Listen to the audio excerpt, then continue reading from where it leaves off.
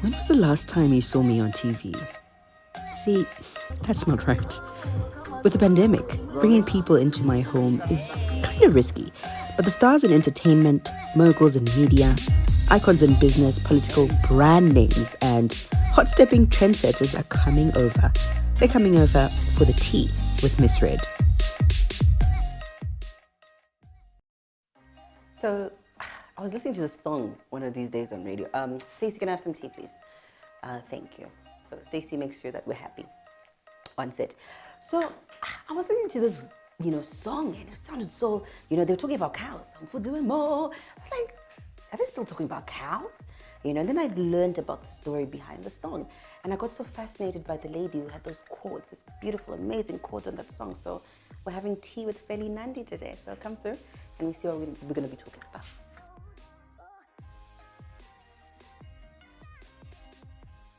So I did mention that I've kind of been secretly stalking this lady. And now that we're sitting down, I can tell you all about my stalking and why it is that I've been stalking you. So I heard the most beautiful vocals, right? The most beautiful. But my daughter needs mom. So I was like, why are they singing so beautifully about cows? So here I am, and I'm like to my team, I need to talk to this woman. I need to feel her spirit because she left everything on that song. So, Feli Nandi, thank you for coming to have some tea with me. MisRed, thank you. I'm happy to be here. So, I didn't know you were this pretty. Like, I've seen you on videos, and I was like, 𝗪𝗦𝗥𝗞. But now, you're like a whole wholesome woman. Oh, man. How do you deal with the compliments with the men and all of that? It's hard, right? I'm humble. Listen! This is not humility season, girl. Oh, thank you. This is your time, I think. This is definitely your time. But before we talk about the now, I want to talk about the before, right? Which is always where a lot of people kind of miss in the journey. So let's go back. Felicitas Chipendo. Yeah. So where does the Nandi come from? Well, a friend of mine gave birth to a beautiful young girl, and we named her Nandi. We looked for the meaning, we loved the meaning. So when I was starting my journey, I took it. And I didn't drop my first. Oh, goodness me. So I didn't drop my first name. So I said Feli Nandi. But it's Felicitas. Yeah, okay. Felicitas Winnie Chipendo. So you just dropped Winnie. Is not even like featuring in the career. She doesn't matter. No, so we didn't say it Feli Nandi. And then we sounded okay. I was like, let's give it a try. Yeah. Okay, so then that birthed Feli Nandi. Yes. But Feli Nandi also started before, and I don't know if she was still using Felicitas when she was still doing backing vocals for 𝗪𝗧𝗛. It was Feli Nandi, but it wasn't. It was just Feli BV, that kind of thing. Yeah. But I often want to just also talk about those things because there's a lot of people who've made it big in their personal capacities outside of being a backing vocalist. So did you ever think that you're going to do this solo thing, or did you plan it from the beginning? No. And you're like, right, I'm going to go out there, take this publicity from 𝗪𝗧𝗛, and then do my own thing. Never, not in the day. Never. I didn't say it. I wanted to sing, but my reasons were not to become my own person one day. I just wanted to touch lives. I've always wanted someone to say, oh, I was crying and I listened to your song and I feel good. That was the dream. But then, things go. Things happen. Yeah. All right. So when they happened, giving birth to Feli Nandi. Exactly. So you've had a couple of singles. I think you started in 2019 as a backing vocalist, but you went out on your own 2020? 2020. I met 𝗪𝗧𝗛 2017, late 2017. And then started with him 2018. And then we went separate ways end of 2020. Did it happen amicably, or it was a... Because I've heard murmurs and stuff, but no, there was a bit of issues in the background. So let's talk about that. We are very good friends, I think. I think things could have gone better, or they could have been done better, I think. Yeah. But where we were at that time and what was happening, we had become our own people, discovered that we needed to go separate ways. We're now different artists because I had started my own solo journey and I now had my own different taste of music and what I wanted, and I think him too. So it wasn't planned. It just happened. Yeah. I was hurt. Yeah. I was hurt because I didn't see it coming. But I think also it was the best that time, and of course what then followed to what happened to me. So yeah. Okay. So now you've left Bill, right? Things have happened in the way in which they happened. You felt hurt, but you moved on. Yeah. But in moving on, what was your first single? After I left the band, okay, so this is what happened. The day that things happened, I cried. So I was crying, and I went straight to 𝘋𝘪𝗨𝘪𝘵𝘀𝘭 Office. Girl, this is what we need the tea for. You know I what know, I'm saying? right? This is what we need the tea for. So you went to 𝘋𝘪𝗨𝘪𝘵𝘀𝘭. Yeah. And I remember he was standing at his office door, and he just opened his You're arms. joking. And he's like, no, come through. Just come here. And I cried, and he said, you know what? This is the beginning. Yeah. Let's do it. What do you want? And I said, I want to sing. 𝘋𝘪𝗨𝘪𝗵 and Associates. And Yes? Associates, yeah. So he opened his studio. He had done that before. That's how I started doing singles. Because 𝘋𝘪𝗨𝗪𝗵 saw me, and he said, you know what? You have a very good voice. Yeah. Which I still think people exaggerate up to now. No. Trust me, if I could hear it on a song about cows. Yeah. Girl, I mean. You know? Yeah. So I started getting in the studio, and then I recorded 𝘋𝘪𝗨𝘪𝗵𝗧𝗛.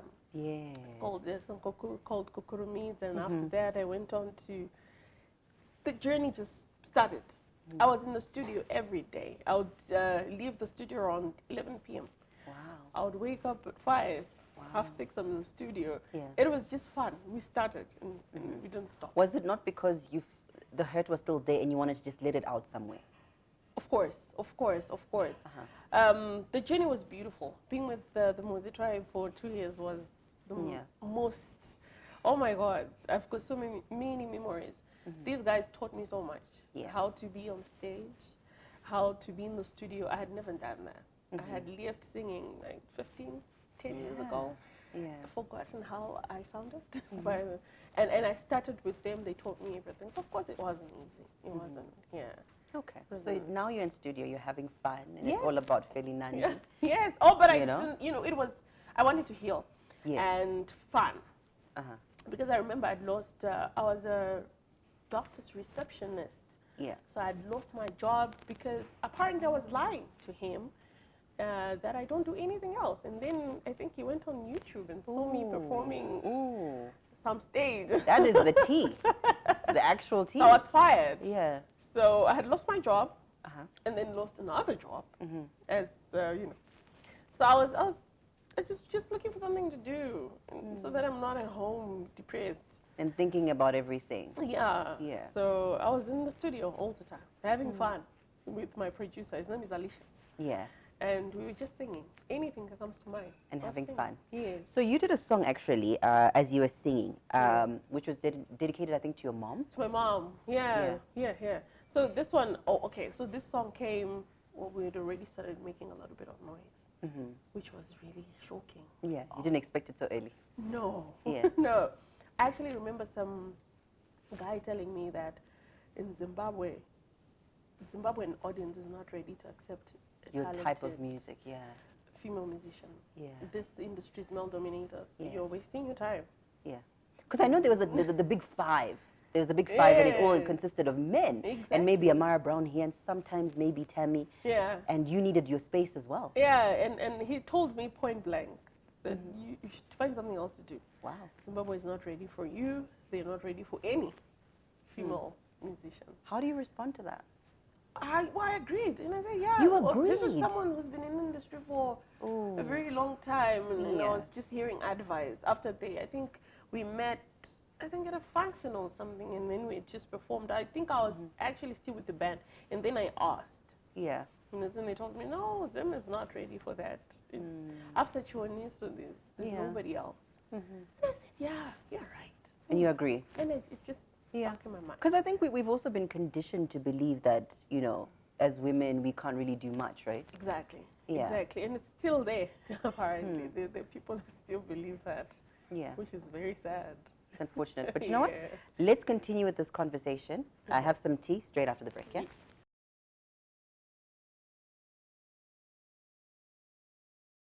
Okay, so the tea was so good, we had to take a little bit of a break just to take it all in.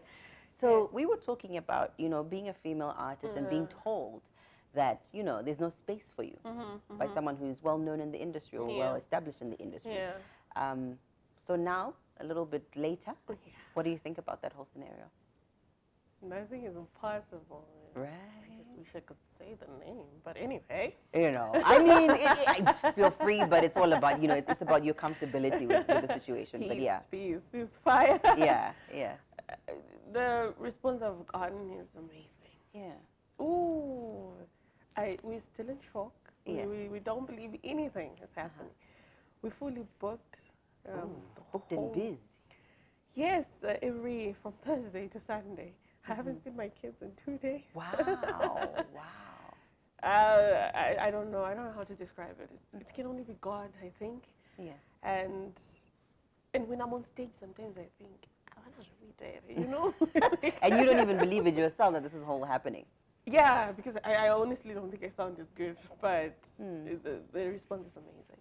Yeah. What do you think is the major reason why you don't have enough confidence in yourself up until now, even when you're being told you are good enough, and you still have to like look back and just be like, am I? I think meeting a lot of people who tell you that people don't have space for, especially female musicians.